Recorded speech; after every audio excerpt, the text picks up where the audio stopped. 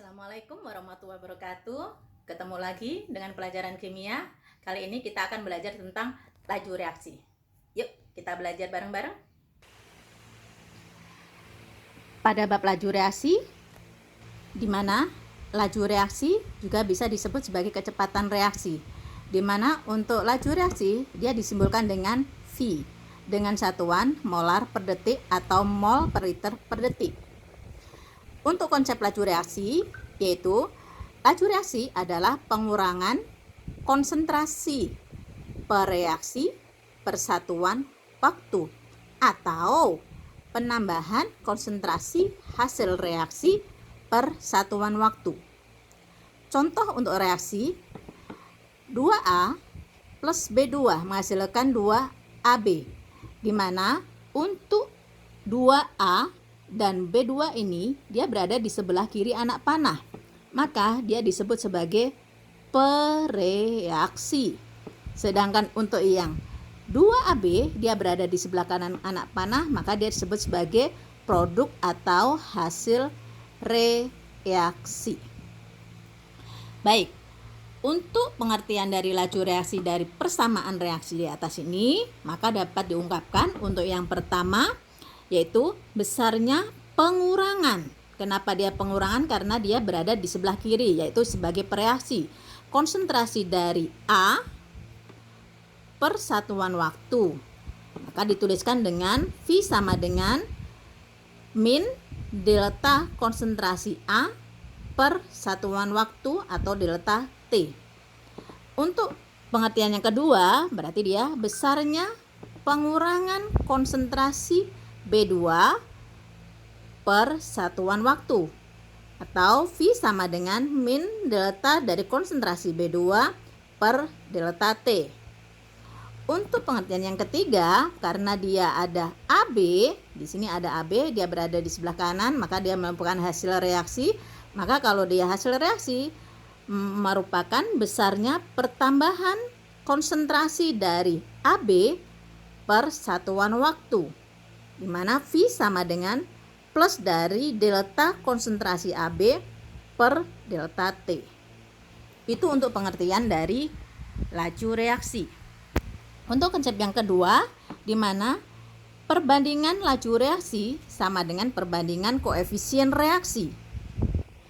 Apa itu koefisien reaksi? Yaitu koefisien itu adalah angka yang berada di depan unsur atau di depan senyawa. Ini yang ibu lingkarin ini, dia merupakan koefisien reaksi. Ya, kalau di sini dia tidak ada angka, maka dia artinya adalah 1.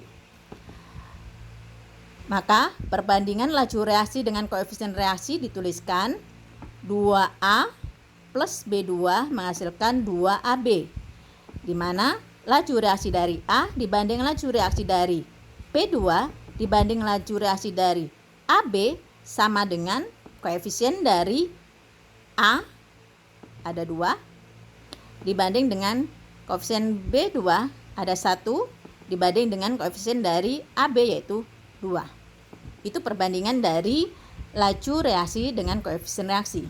Kita bisa terapkan di dalam soal berikut. Contoh soal yang pertama, yaitu reaksi pembakaran amonia dengan persamaan reaksi sebagai berikut. 4NH3 ditambah dengan 5O2 menghasilkan 4NO plus 6H2O. Jika pada waktu tertentu diketahui laju reaksi amonia sebesar 0,4 mol per liter per detik, maka laju reaksi oksigen dan laju reaksi pembentukan H2O berturut-turut adalah Di sini yang diketahui adalah laju reaksi dari amonia. Nih, laju reaksi amonia sebesar 0,424 mol per liter per detik. Nah, yang ditanya adalah V dari O2 dan laju reaksi dari H2O. Kita tuliskan persamaan reaksinya seperti ini. Maka kita tentukan dulu perbandingan koefisien dari masing-masing koefisien yang ada dalam persamaan reaksi ini. Maka perbandingannya di sini dia ada 4 banding 5 banding 4 banding 6. Untuk menentukan laju reaksi dari O2 sama dengan koefisien yang ditanya, yaitu siapa koefisien yang ditanya? O2, kita tuliskan di sini O2 dibanding dengan koefisien yang diketahui. Yang diketahui tadi adalah NH3 di sini. Amonia. Amonia adalah NH3. Maka di sini dia ada koefisien dari NH3 dikali dengan laju reaksi yang diketahui. Diketahuinya sama, yaitu NH3 juga, amonia. Kita tuliskan di sini NH3. Berapa koefisien O2? O2 ada di sini. Koefisiennya dia ada 5. Kita tuliskan 5 dibanding dengan koefisien NH3. Berapa NH3? 4. Kita masukkan 4 dikalikan dengan laju reaksinya, yaitu ini 0,24. Kita hitung, coret 0,6. 5 dikali 0,6 berarti 0,3 mol per liter per detik. Itu untuk laju reaksi yang O2. Bagaimana dengan laju reaksi dari H2O? Sama pengerjaannya, yaitu di mana koefisien yang ditanya dibagi dengan koefisien yang diketahui dikali dengan V yang diketahui. Koefisien yang ditanya, siapa koefisien yang ditanya? Yaitu H2O. Berapa koefisien dari H2O? Ini, yaitu 6. Kita tuliskan di sini 6. Koefisien yang diketahui, siapa yang diketahui? Ini NH3 4 dikali dengan yang laju reaksi yang diketahui 0,24 sama, coret 0,6. 0,6 dikali 6 sama dengan 0,36 mol per liter per detik. Oke, itu untuk contoh soal yang pertama. Kita masuk ke contoh soal yang kedua, yaitu laju reaksi pembentukan NH3 dari H2 dan N2 adalah 6 kali 10 pangkat 4 molar per detik.